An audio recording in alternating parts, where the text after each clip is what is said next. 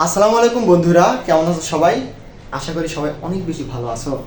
তো আজকে আমরা যে বিষয়টি নিয়ে কথা বলবো তা হলো পার্সন। আমাদের একজন বন্ধু একটা কমেন্ট করেছিল যে স্যার আপনি পার্সন সম্পর্কে একটা ক্লাস দেন। যা আসলে ও বুঝতে পারতেছে না যে কখন কোন পার্সনটা কোন ভাব নেয়, আর কোন পার্সনগুলো সিঙ্গুলার, কোন পার্সনগুলো প্লুরাল, এগুলো বুঝতে নাকি অসুবিধা হচ্ছে। তো আপনারাও কমেন্ট দিবেন, আপনাদের কমেন্টের উপর নির্ভর করে আমরা ক্লাস দিব।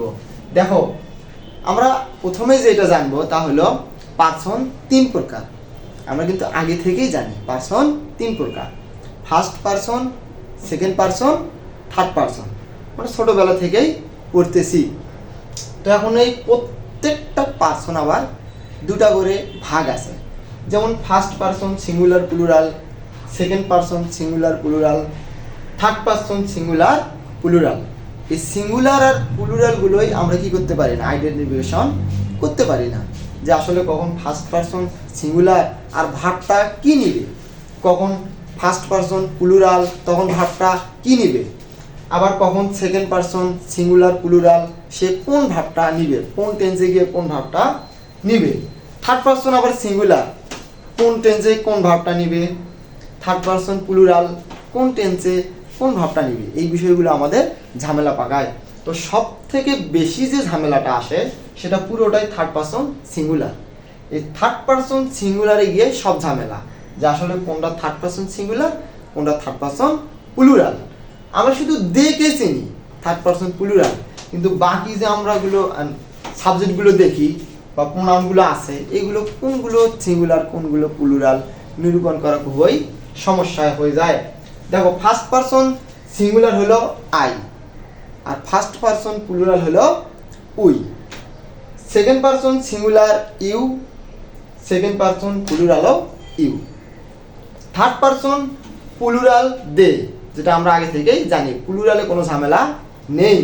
তো থার্ড পার্সন সিঙ্গুলার এসে সব ঝামেলা, যে আসলে কোনটা কী ভার নিবে। দেখো, he, she, it third person singular, সব বইয়েই দেওয়া আছে, টিচারেরাও বলে, আমরাও মোটামুটি আগে থেকেই জানি।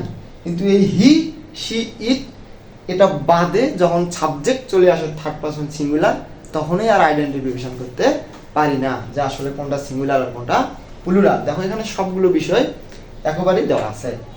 মানুষের নাম, পৃথিবীতে যত মানুষের নাম আছে সবগুলোই থার্ড পার্সন সিঙ্গুলার। রহিম, করিম, সালমা, এরকম যত নাম আছে সবগুলোই থার্ড পার্সন সিঙ্গুলার। এইভাবে মাথায় নিতে হবে গোছালোভাবে।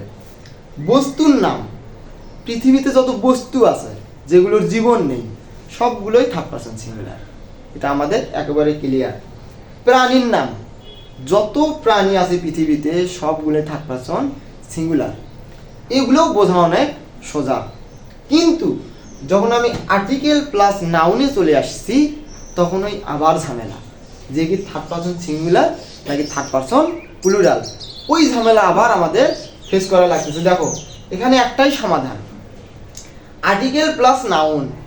এই আর্টিকেলের পর যে নাউনটা থাকবে, এই নাউনের সঙ্গে যদি এস, ই, এস এই দুটা না থাকে তাহলে ওটা থার্ড পার্সন সিঙ্গুলার। যেমন দেখো, দা বুক অবশ্যই থার্ড পার্সন সিঙ্গুলার, দা বুক থার্ড পার্সন সিঙ্গুলার, কারণ এই নিয়ম অনুযায়ী আর্টিকেল প্লাস নাউনে এস, ই, এসটা যুক্ত নেই, যার কারণে থার্ড পার্সন সিঙ্গুলার। কিন্তু যদি এখানে শুধু এস দেওয়া যায় তখনই থার্ড পার্সন প্লুরাল, তখন সাবজেক্টটাও প্লুরাল, ভাবটাও প্লুরাল। এই বিষয়টা মাথায় রাখতে হবে।